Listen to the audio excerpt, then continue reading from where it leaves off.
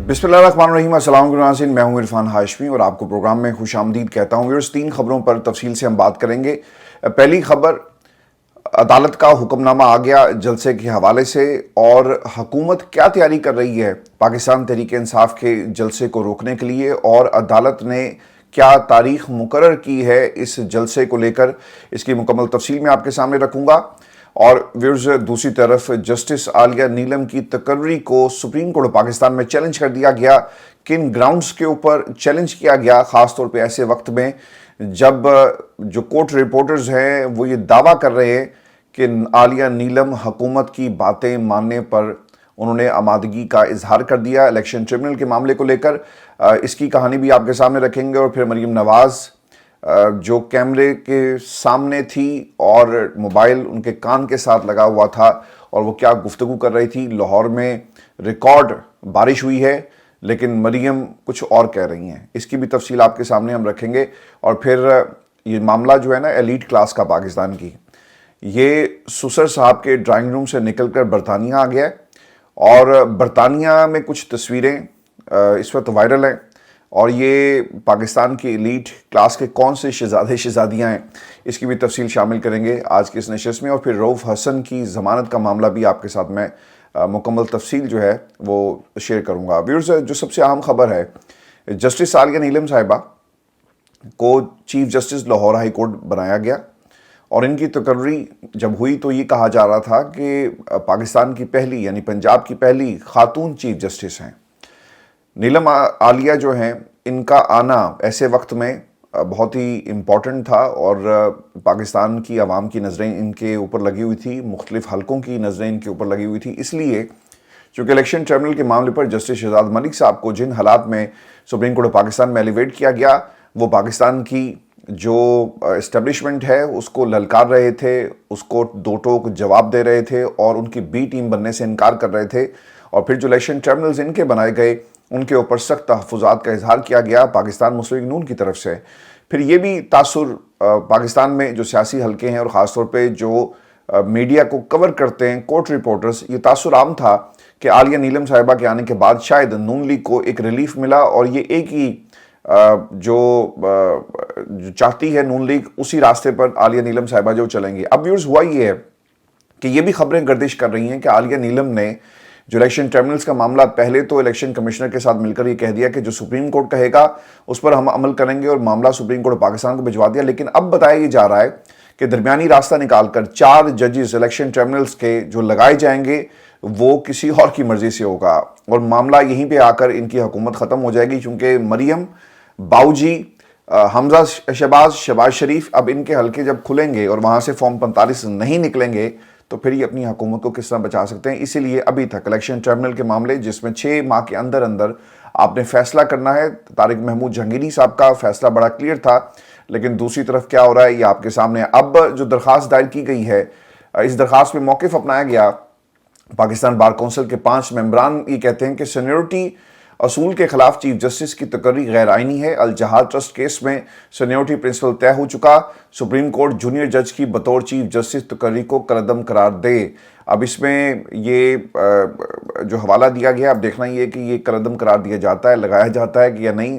काजी साहब के होते हुए ये शायद नहीं होगा, जिन्होंने ये पूरे का पूरा खेल खेला। ये इल्ज़ाम नहीं है सर, जस्टिस शहजाद मलिक को जिन हालात के ऊपर आप लेकर गए वो पूरी कौम के सामने, और फिर जो दीगर इस वक्त अदालतों से खबरें आ रही हैं वो भी आपके सामने। अच्छा, मैं आपको ना 2 चीज़ें और बता देता हूँ। एक तो जी, शोएब शाहीन साहब ने 2 टोक ऐलान कर दिया है कि पीटीआई को इस्लामाबाद में जलसे के लिए 22 अगस्त को इजाज़त मिल गई है, और अगर ये 22 अगस्त की तारीख कैंसिल करते हैं तो हम जलसे हर सूरत करके आपको दिखाएंगे। देखें जी, 14 अगस्त भी बेहतरीन टाइम था, आप जलसा कर सकते थे। आज़ादी, हकीकी आज़ादी और आज़ादी दोनों एक दिन आप मनाएं, लेकिन हुकूमत वक्त शायद इसकी भी इजाज़त नहीं देगी। दूसरी तरफ जो जमात इस्लामी है, उन्होंने अपने धरने को हुकूमत हटाओ तहरीक में कन्वर्ट कर दिया। ये भी बहुत एक्सीलेंट अपॉर्चुनिटी है, और मैं आपको इससे पहले भी कह चुका हूँ। खान साहब ने भी अपनी पार्टी को बावर करवाया कि आप जमात इस्लामी के धरने में जाएं, वहाँ पर आवाम के लिए रिलीफ की बात करें, क्योंकि वो आवाम के रिलीफ के लिए वहाँ पर बैठे हैं। अपोजिशन का क्या काम होता है? हुकूमत को टफ टाइम देना, हुकूमत की पॉलिसीज़ को टक्कर देना, और इससे बेहतरीन मौका आपको मिल नहीं सकता। लिहाजा پاکستان تحریک انصاف کو خان صاحب کی جو باتیں ہیں ان کو سننا چاہیے، اور یہ مت کہیں کہ ہم ایک کمیٹی بنا رہے ہیں اور کمیٹی یہ فیصلہ کرے گی۔ عمران خان نے فیصلہ کر دیا، اور نمائندوں کا کام یہ ہوتا ہے کہ آپ کو عوام نے اپنے مسائل حل کرنے کے لیے اور ان کو ریپرزینٹ کرنے کے لیے اقتدار کی راہداریوں میں بھیجا ہے، اس لیے نہیں کہ آپ گاڑیوں میں بیٹھیں اور شام کو ٹاک شوز کے اندر آ کر اپنے موقف کو رکھیں اور گھر چلے جائیں۔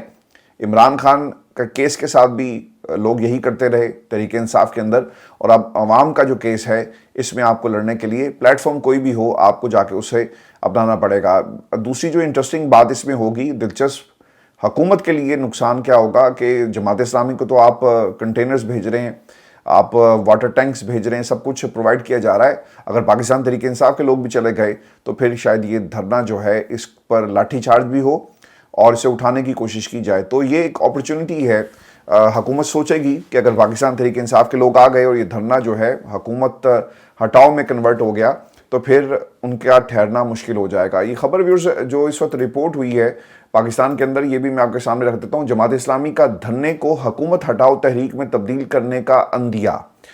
پریس کانفرنس میں حافظ نعیم الرحمان صاحب کہتے ہیں کہ جماعت اسلامی جو مطالبات کر رہی ہے وہ حقیقت پر مبنی ہے۔ صنعتوں سے تعلق رکھنے والے وفد کو دھرنے میں خوش آمدید کہتا ہوں۔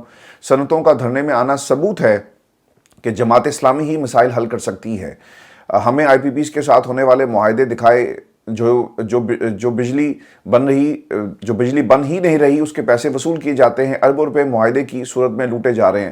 اچھا، میں نے ابھی ایک کلپ دیکھ رہا تھا، بہت انٹرسٹنگ کلپ ہے، اور اب آپ نے بھی ویورز یہ کام کرنا ہے، اور اس پلیٹ فارم سے نہ صرف ہم آپ کو خبریں دیں گے بلکہ آپ کے مسائل کا حل بھی بتائیں گے۔ کریں آپ سر یہ کہ جب یہ میٹر ریڈر آپ کے گھر میں آتا ہے نا، وہ جس نے یہ کلپ بنایا ہے شاندار کلپ بنا دیا، اب وہ کاپی رائٹس کی وجہ سے میں آپ کو دکھا نہیں سکتا۔ اچھا، وہ کر کیا رہا تھا، وہ میٹر ریڈر کی آنے کی تاریخ کو نوٹ کرتا ہے، ٹھیک ہے، اس کلپ کے اندر۔ اچھا، جب وہ یونٹ دیکھتے ہیں تو وہاں پر 180 یونٹ ہوتے ہیں، تو جو میٹر ریڈر ہے وہ میٹر ریڈر ریڈنگ نوٹ نہیں کرتا، چلا جاتا ہے، اور 2-3 دن کے بعد پھر آیا تو وہ 180 سے 200 ہو چکے ہوتے ہیں، اور پھر اس کو نوٹ کیا جاتا ہے، اور پھر وہ بل آپ کو، چونکہ آپ کی 200 والی جو کیٹیگری ہے وہ بڑھ جاتی ہے نا، 200 یونٹ کے بعد آپ کو پیسے ڈبل ہو جائیں گے، تو وہ پیسے آپ کو پھر ادا کرنے ہیں۔ حکومت کی تو چاندی ہو گئی، یعنی 1 یونٹ بھی اوپر ہوگا تو آپ اس کیٹیگری سے نکل جائیں گے۔ تو یہ ایک بدماشی ہے جی میٹر ریڈرز کی، اور کر یہ رہے ہیں کہ اگر 180 190 ہو تو یہ 1-2 دن ٹھہر کے آتے ہیں، اور آنے کے بعد اس کو جو ہے نوٹ کیا جاتا ہے، اور پھر آپ کو بل جو ہے وہ ڈبل بھیجا جاتا ہے۔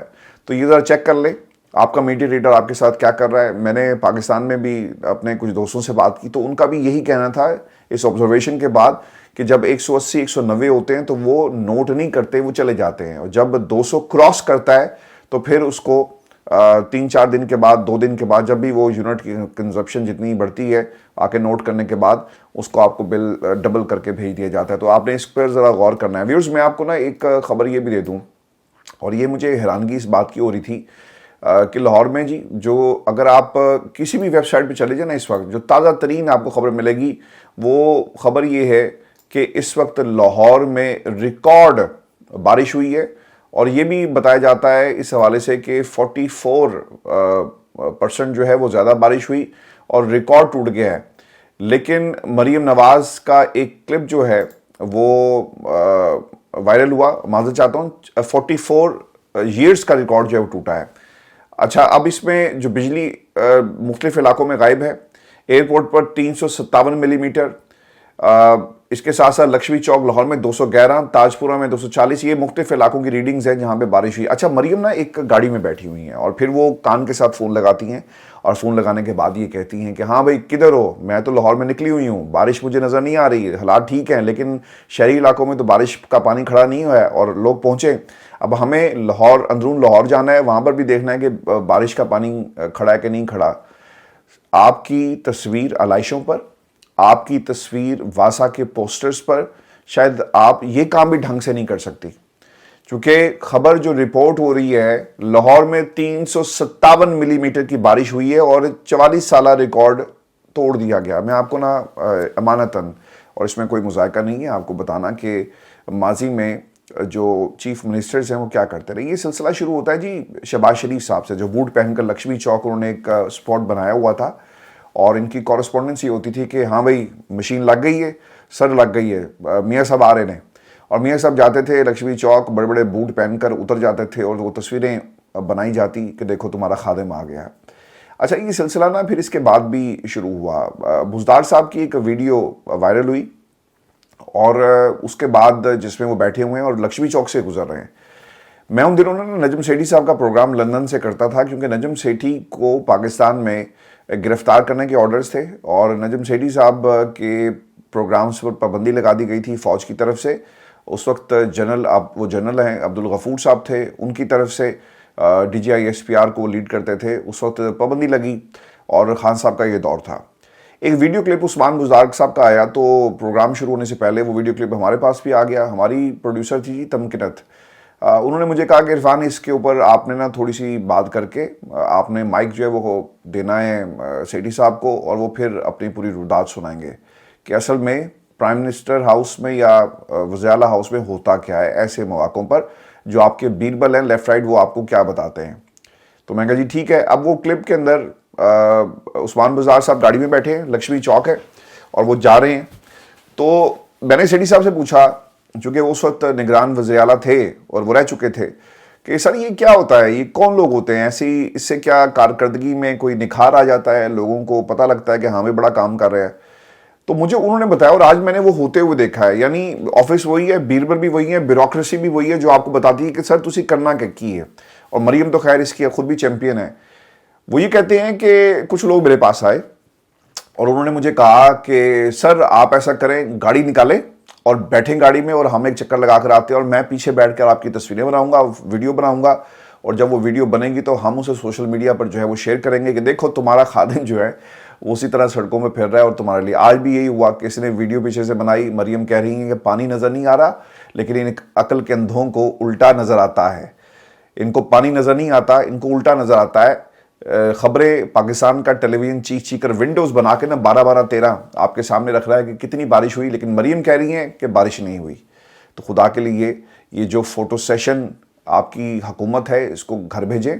یہ فوٹو سیشن حکومت پاکستان کی عوام کو نہیں چاہیے. یہ کہانی بے شک سیٹھی صاحب نے سنائی, وہاں پہ بیوروکریسی کے کیا حالات ہیں. اچھا, ایک بیوروکریسی ایسی اور پھر دوسری طرف جو آپ کی مریم بی بی خود ہیں وہ بھی بڑی فنکار ہیں, ان کے ساتھ بھی بہت سارے فنکار پھرتے ہیں اور یہ فنکاروں کا ٹولہ ہے. تو آپ ان سے کیا ایکسپیکٹ کریں گے, اس طرح کی ایکٹنگ ہی آپ ایکسپیکٹ کریں گے نا. تو ویورز یہ آپ کے اور ہمارے جو لیڈران میں تو خیر لیڈر نہیں ہیں, آئی ڈونٹ نو, آپ اس پہ کمنٹ کر سکتے ہیں. لیڈر پاکستان کے اندر ایک ہی ہے, لیڈر جو ہے نا وہ پیدا ہوتے ہیں, بنائے نہیں جاتے. جو بنائے جاتے ہیں وہ بدماش ہوتے ہیں. یونینز کے اندر کہتے ہیں نا کہ اس کو کھڑا کر دو, لیڈر ہے جی آج سے ہمارا, سارے ووٹ ڈالو. تو لیڈر بنائے نہیں جاتے, لیڈر پیدا ہوتے ہیں. اور وہ لیڈر پاکستان کی سیاست میں بہت پہلے پیدا ہو چکا تھا سیاسی منظرنامے پر, جسے آپ نے قیدی نمبر 804 کا ٹائٹل دے کر جیل کے اندر بند کیا ہوا ہے. میں ویورز آپ کو کچھ اور خبریں بھی اس حوالے سے بتا دوں. پاکستان کے اندر ایک تو جی رؤف حسن صاحب جو ہیں, ان کا پیکا ایکٹ کے تحت جو درج مقدمہ تھا اس پہ ان کی ضمانت منظور کر لی گئی اور رہائی کا حکم جو ہے وہ دے دیا گیا. رہائی ان کی ہوگی نہیں کیونکہ انہیں ایک اور مقدمے میں بھی تحریک طالبان پاکستان کے ساتھ تعلقات کے حوالے سے انہیں گرفتار کیا ہوا ہے اور وہاں پر بھی 2 دن کا ان کا جسمانی ریمانڈ ATC عدالت نے دیا.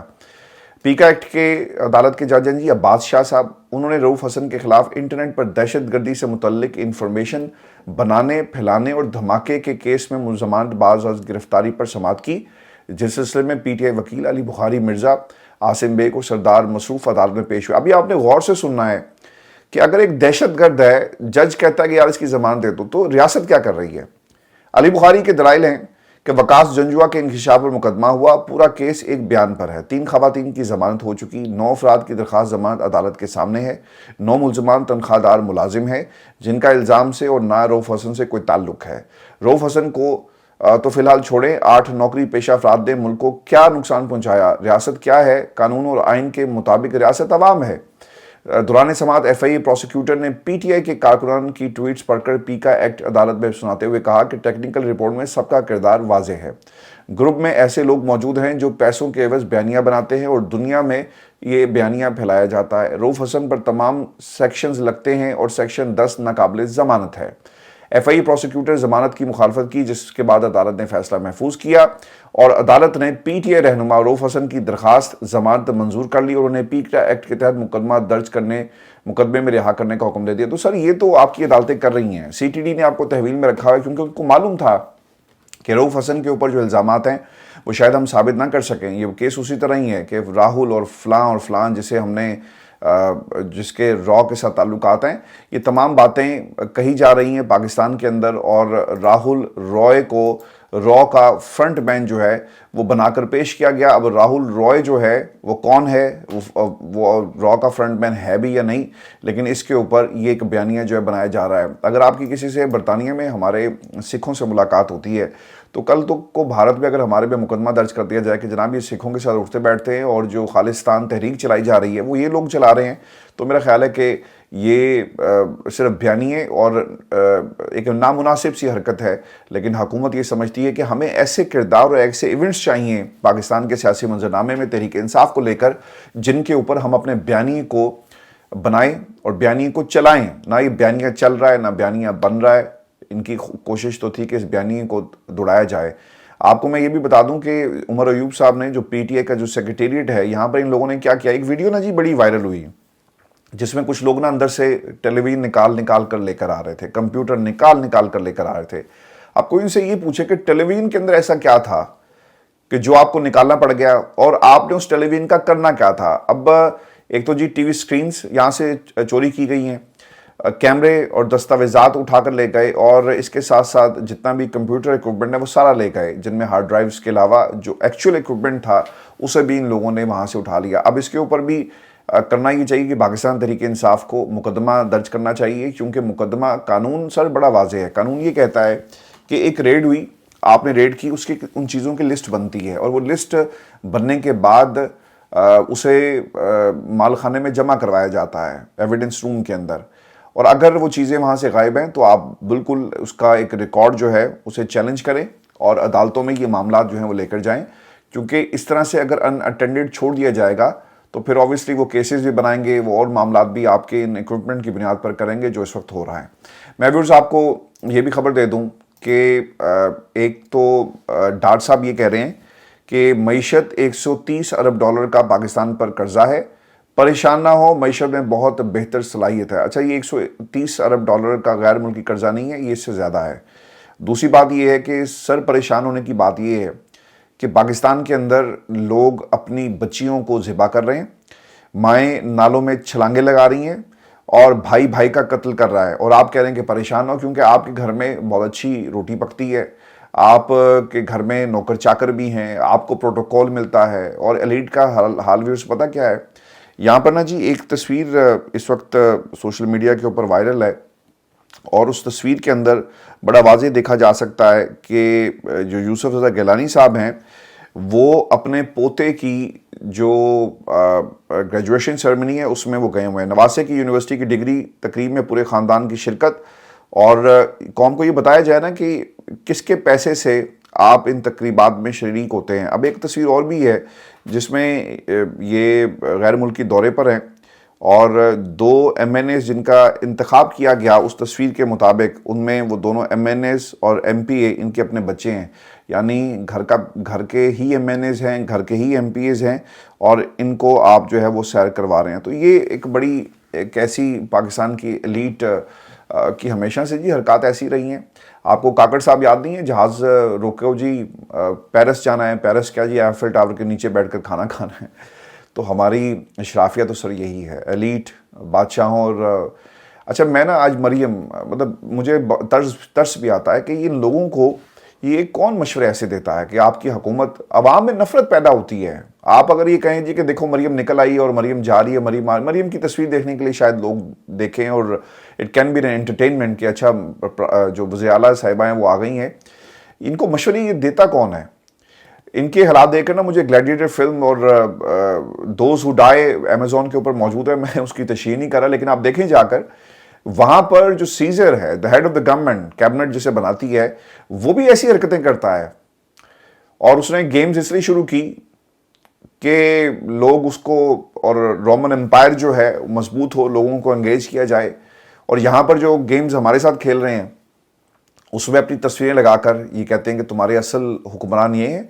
हमारे मुल्क के अंदर जब तक आम आदमी खड़ा नहीं होगा ना, आम आदमी से मुराद पाकिस्तान का मजदूर है, इन लोगों के ख़िलाफ़, इस इशराफिया के ख़िलाफ़ पाकिस्तान के अंदर इनकलाब जो है वो नहीं आ सकता। हैरानगी की बात यह है कि आपने इल्ज़ाम लगाया फैज़ हमीद के ऊपर, और फैज़ हमीद के बारे में आप ये कहते रहे, जनरल फैज़ हमीद के बारे में, कि वो इमरान खान के साथ मिलकर हमारी हुकूमत के पीछे पड़ा था और आर्मी चीफ बनना चाहता था।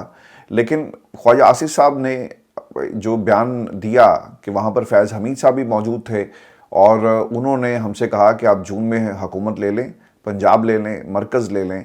ये लोग कहाँ से आते हैं? मेरा ना, जब से मैंने ये बयान सुना मेरा ना खून खोल रहा है। और इनसे ये सवाल करूं कम से कम कि आप लोग पाकिस्तान की हुकूमत को बेचने और ख़रीदने और व्यापारी जो बने हुए हैं, पाकिस्तान की आवाम जो है बर्दाश्त नहीं करेगी। आपको ये किसने हक दिया कि आप जर्नैलों के साथ बंद कमरों में बैठकर पाकिस्तान के जो मामलात हैं उसमें इंटरफेरेंस करें? और जो ख्वाजा आसिफ साहब हैं वो किस हैसियत में बैठकर वहाँ पर ये सारी डीलिंग कर रहे थे? बदले में तुम क्या लोगे? अगर आप उनकी वर्डिंग सुने ना, तो बदले में आपको क्या चाहिए? पाकिस्तान की आवाम ने वोट दिया था एक हुकूमत को, और आपने उस वोट को कहाँ पे रखा? और उस वोट को आपने साइड पे करके पाकिस्तान की जो नुमाइंदा हुकूमत है उसे घर भेजने की आप तैयारियां कर रहे हैं। तो ड्राइंग रूम की और जर्नैलों की बंद कमरों में जो सुसर साहब के साथ मिलकर जो साजिशें हम कर रहे हैं, कौम इसको नोट कर रही है। ये आज की हमारी मुख्तसर सी वीडियो थी। अपने कमेंट जरूर भेजिएगा, चैनल को सब्सक्राइब करना मत भूलें। इजाज़त दीजिए, अल्लाह ने के बाद।